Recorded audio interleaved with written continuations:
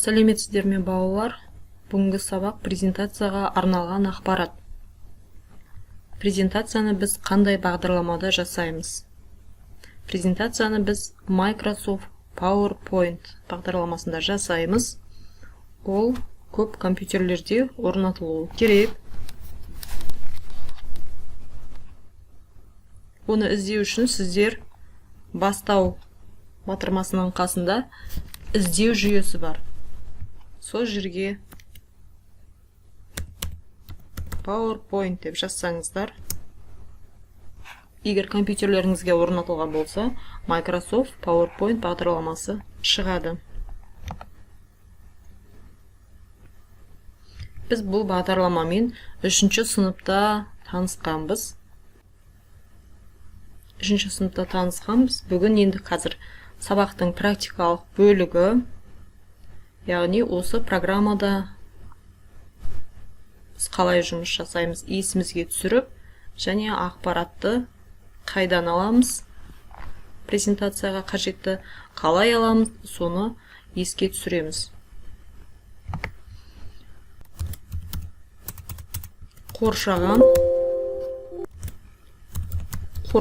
ортаның ластануы. Қоршаған ортаның ластануы тақырыбына жоба жасағыларыңыз келсе, осы жобаның тақырыбын жазасыздар. Келесі, осы басты бетте слайд жасау. Өздеріңізге қажетті макеттерді таңдаймыз.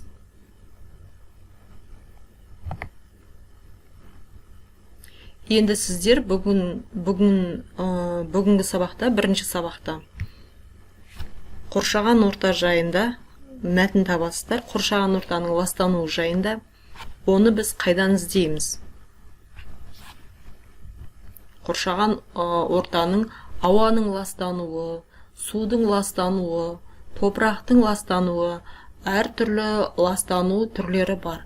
Біреуін таңдайсыздар, біреуін таңдап, сол жайында ақпарат жазасыздар. Енді біз ақпаратты қайдан іздейміз деген сұраққа бізде браузерлер, яғни интернет беттеріне біз браузерлер арқылы кіреміз, браузер программалар арқылы. Оның біраз түрін мен және сіздерге ойын түрінде жібердім танысуға. Microsoft Edge, Urан, Google Chrome және Mozilla Firefox менде орнатылған. Сонымен қоса Internet Explorer, Safari егер телефонда болсаңыздар, Chrome, Google Chrome және де көп түрлерін мен сіздерге ойын түрінде жібердім. Енді біз браузерді ашып кіреміз. Браузердің міне іздеу жүйесі. Google Chrome браузерінде Google іздеу жүйесі тұр. Microsoft Edge браузерінде Яндекс іздеу жүйесі тұр. Сіздерге егер Google іздеу жүйесі керек болатын болса, онда адрес жолағына сіздер google.com деп жазасыздар. Сіздерге Google іздеу жүйесі шығады.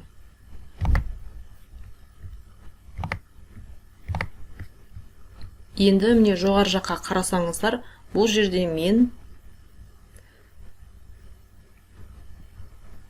өзім өздеріңіз жиі кіретін интернет беттерін, бет белгілерін қойып қоюларыңызға болады.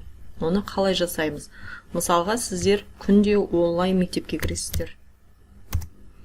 Адрес жолағына онлайн мектеп деп қайта-қайта жаза бермес үшін, онлайн мектептің бетін ашқаннан кейін, адрес жолағының соңында 5 жұлдыз жатыр. Добавить страницу в закладке дейді. Бет белгіні қойып қою мне. Міне осылай бет белгісін қойындыға қойып қоюларыңызға болады.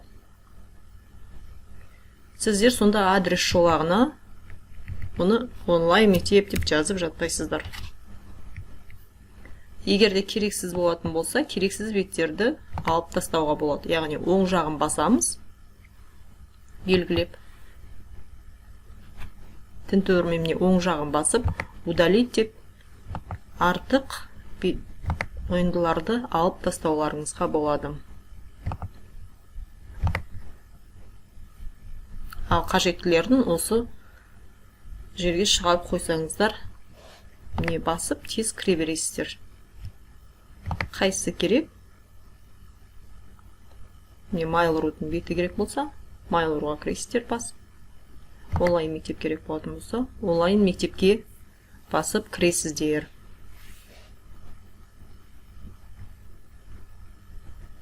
Енді Google Chrome браузеріндегі Google іздеу жүйесі арқылы біз жобамыздың атын жазамыз. Қоршаған ортаның ластануы.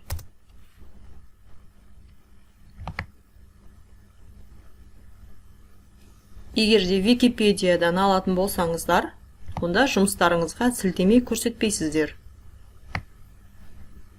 Қоршаған ортаның ластануы дегеніміз не? Осыған егер сіздерге мәтін керек болатын болса, Википедиядан алсаңыздар, міне оң жағын басып, көшіру батырмасын басасыздар. Келесі ставить.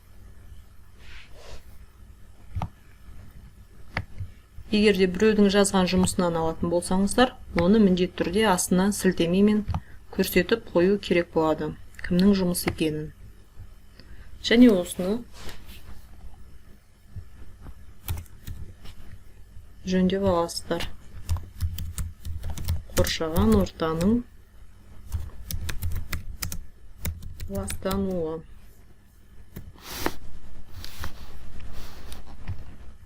Өздеріңіздің ойларыңызда жазатындарыңыз болса, онда тағы да бет жасап,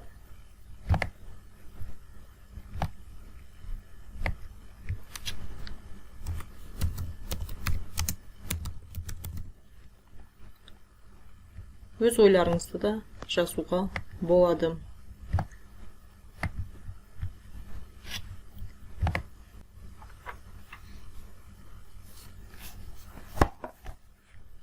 Енді браузерге қайтадан оралатын болсақ, астында тапсырмалар үстелінде сіздер ашқан программалар таңбашалары тұрады. Сол таңбашаны басып, сіздер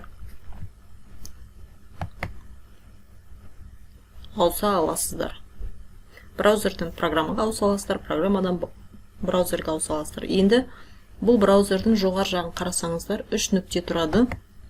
3 нүктені бассаңыздар, сіздердің кірген беттеріңізге тарихта сақталып қалады. Егер де сіздер бір мәліметті көріп қалып, оны қайтадан таба алмасаңыздар, және сол мәліметті сіздер қай күні, қай кезде ашқандарыңыз есіңізде болса, история дейді, осы арадан қайтадан тауып алуларыңызға болады. Мысалға, сіздер бұрынырақ бір мәліметті қарадыңыздар дейік. Сол жағын қарасаңыздар, міне сіздер кірген сағаттарына дейін. Жоғар жағында мысалға міне бүгін вторник 2 февральда қай сағатта қандай сайтқа кіргендеріңіз жайында ақпаратты осы браузердің тарихынан аласыздар.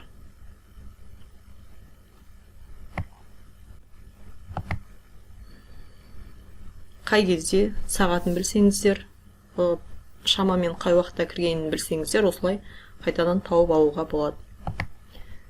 Енді жүктегендеріңіз, загрузки.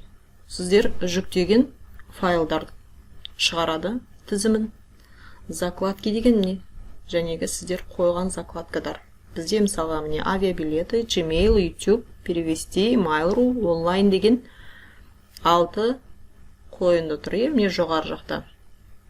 Және қалай қоюды мен сіздерге көрсеттім.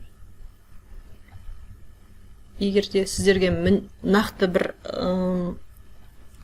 затты іздеу керек болса, не бір тақырыпты, онда басқаға соған, тек қана соған қатысты тақырып керек болатын болса, оны сіздер тырнақшаға алып қойасыздар. Сонда сіздерге тек қана робототехникаға қатысы бар мәліметтерді ғана шығарады.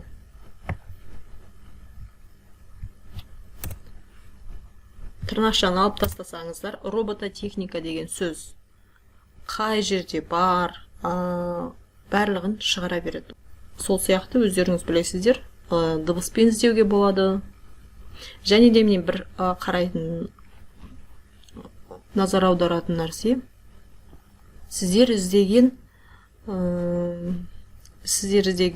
тақырып аты жазылғаннан кейін, егер все барлығы десе, онда сіздерге барлығын шығарады.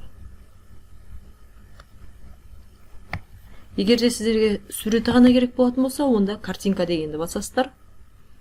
Іздеп отырған дүниелеріңіз сурет болатын болса, онда атын жазып, картинка дегенді басасыздар. Ал сіздерге видеосы керек болатын болса, онда видео дегенді басасыздар. Сіздерге қандай видео хостингте, сол жайында сіздер іздеп отырған материалы жайында видео файлдарды, яғни видео ақпаратты береді. Егер де сіздерге музыка керетін, дыбыстық файл керек болатын болса, мысалға өлеңнің атын жазасыздар. Қандай мысалға өлең, кез келген өлеңнің атын жазғаннан кейін қасына ағылшынша MP3 дегенді қоясыздар. Сіздерге сонда дыбыстық, яғни музыкалар мен дыбыстық файлдардың сайтын, тізімін ұсынады. Осылайша бүгін сіздермен презентацияға қажетті ақпаратты қайдан іздейміз, қалай іздейміз, браузерлермен қалай жұмыс жасаймыз, сол жайында өттік. Келесіде осы презентация тақырыбын жалғастырамыз. Сау болыңыздар.